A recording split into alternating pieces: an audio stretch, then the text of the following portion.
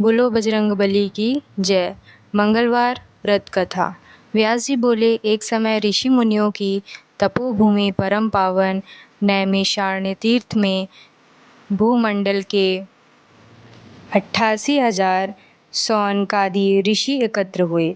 उन्होंने श्री सूत जी से पूछा, हे महामुने, आपने अनेक पुराणों की दिव्य तथा दुर्लभ कथाएं हमें सुनाई हैं।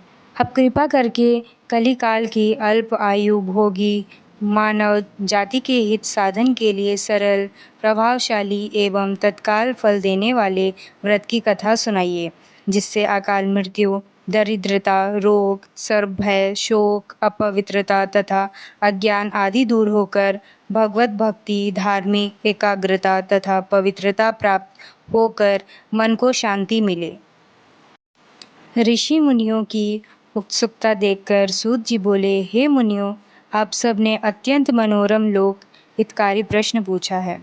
इससे पूर्व यही प्रश्न एक बार धर्मराज के अवतार श्री युधिष्ठिर ने कहा, हे प्रभु, आपके सत्संग लाभ के फलस्वरूप मुझे अनेकों व्रत कथाओं तथा धर्म के पावन स्वरूप का ज्ञान प्राप्त हुआ है। आप कृपा करके मनुष्यों को पुत्र प्राप्ति सहित संपूर्ण कामनाओं को सिद्ध करने वाली कोई ऐसी कथा सुनाएं जो कलिकाल में मानव जाति के लिए लाभ तथा अल्प श्रम वाली हो। भगवान श्री कृष्ण ने युधिष्ठिर से कहा, हे राजन, आपकी जिज्ञासा को शांत करने के लिए मैं एक अत्यंत प्राचीन ऐतिहासिक कथा करता हूँ। इसे पूर्ण एकाग्रता से सुनो। कुंदनपुर नामक एक नगर था। उसमें नंदा नामक निर्धन ब्राह्मण रहता था। उसकी पत्नी का नाम सुंदरा था। उसके दुख का सबसे बड़ा एक कारण निसंतान होना था। ब्राह्मण की पत्नी सुनंदा सरल, साध्वी तथा प्रतिव्रता थी। वह नियंत्रणपूर्वक प्रत्येक मंगलवार के दिन श्री हनुमान जी की कथा का पाठ और पूजन करने के बाद उनको भोग लगाकर स्वयं भोजन किया करती थी। काम की अधिकता के एक मंगलवार को वह हनुमान जी का भोग न लगा सकी।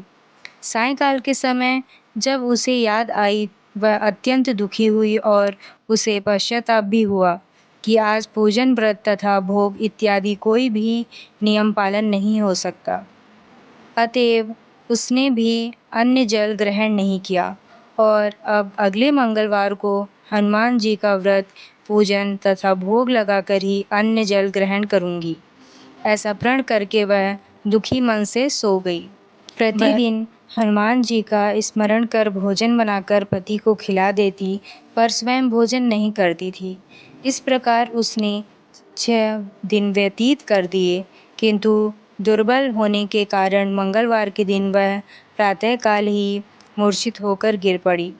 उसकी इस निष्ठा और भक्ति भाव से प्रसन्न होकर हनुमान जी के सम्मुख प्रकट होकर बोले, हे सुनंदे, मैं तेरी भक्ति से अत्यंत प्रसन्न हूँ, तू वर मांग।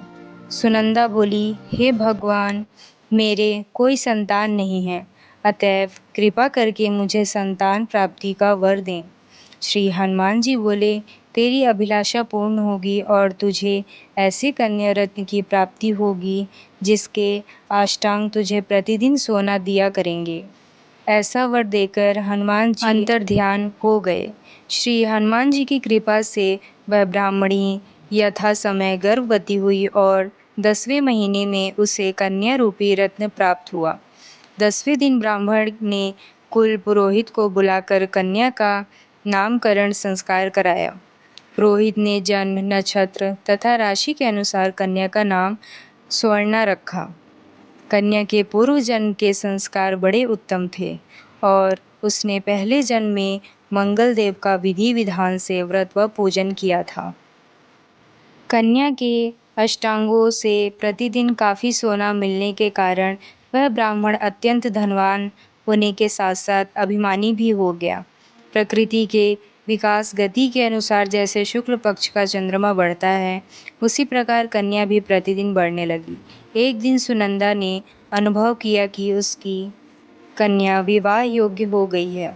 अतएव उसने पति से कहा कि किसी योग्य सुंदर वर को देखकर अपनी पुत्री स्वर्णा का विवाह कर दें, क्योंकि शास्त्रीय विधान के अनुसार 8 वर्ष की गौरी, 9 वर्ष की रोहिणी तथा 10 वर्ष की कन्या रजस्वला मानी गई है।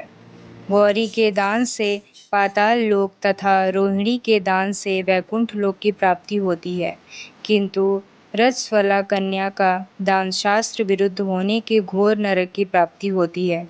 अतएव एवं दानों में श्रेष्ठ कन्या का दान उचित समय पर करके इस लोक तथा परलोक को सुधारिए।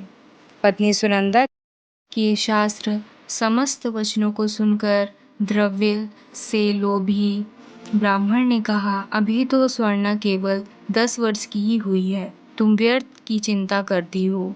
मैंने तो 16 वर्ष तक की कन्याओं के विवाह कराए हैं, अतः चिंता की कोई बात नहीं। पति की बात सुनकर सुनंदा ने कहा, राजस्वला कन्या का दर्शन पिता और भाई के लिए निस्सर्द है। रजस्वला का दर्शन कर ये नर्क और घोर पातक के अधिकारी बनते हैं। अतः स्वर्णा की शास्त्रोक्त विवाह के योग्य है। ऐसा जानकर आप इसका शीघ्र विवाह कर दें। पत्नी के तर्क और आग्रह के आगे नंदा निरुक्त हो गया। उसने कहा, मैं कल से ही उपयुक्त वर ढूंढना प्रारंभ कर देता हूँ। मैं स्वयं भी वर ढूंढने के लिए निकलूंगा तथा दूत को भी इस कार्य में लगाऊंगा। दूसरे दिन ही ब्राह्मण ने अपने दूत को बुलाकर आज्ञा दी, मेरी कन्या के अनुरूप ही सुंदर वर ढूंढो।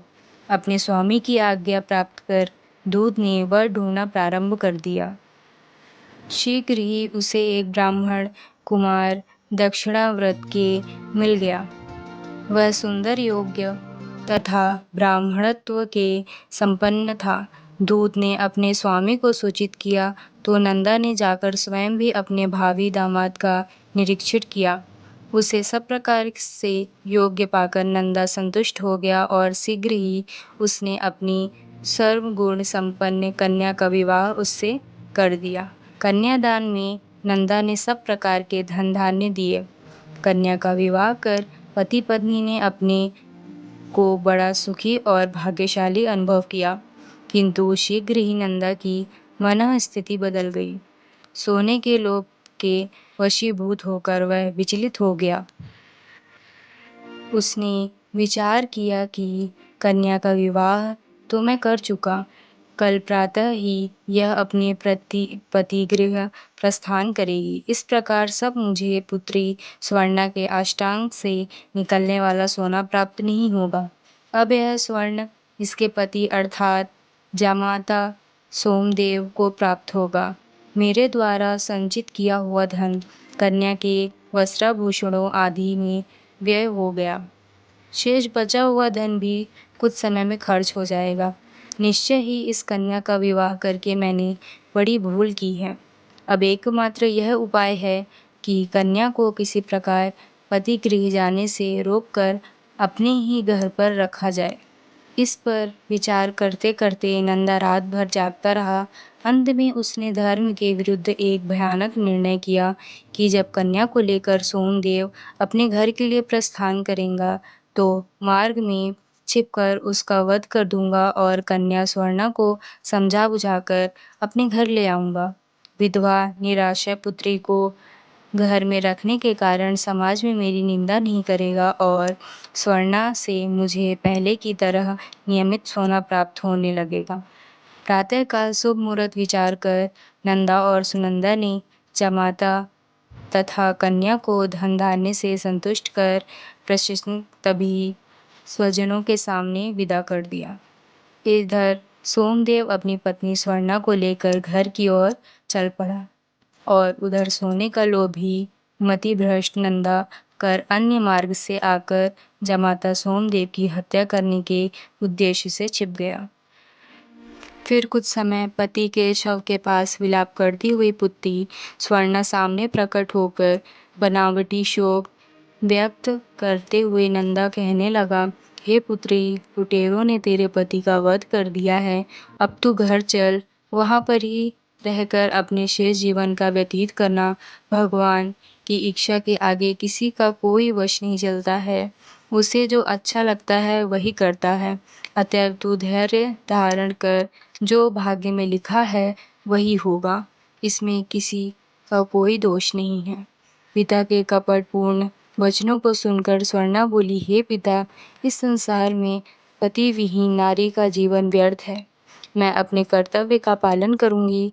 माता पिता तथा सास ससुर के यश को बढ़ाने वाले धर्म का पालन करते हुए अपने पति के साथ मैं सती हो जाऊंगी, परंतु लौटकर घर नहीं जाऊंगी। अपनी कन्या स्वर्णा को वाक्यों को सुनकर ब्राह्मण अत्यंत दुखी हुआ। वह विचारने लगा कि मैंने व्यर्थ ही इसके पति का वध किया। मेरा धन प्राप्ति का अभीष्ट हो सिद्ध होकर दिखाई नहीं देता। इसके विपरीत ब्रह्म हत्या के साथ साथ पुत्री के शरीर त्याग का पाप भी मेरे सिर पर पड़ने वाला है।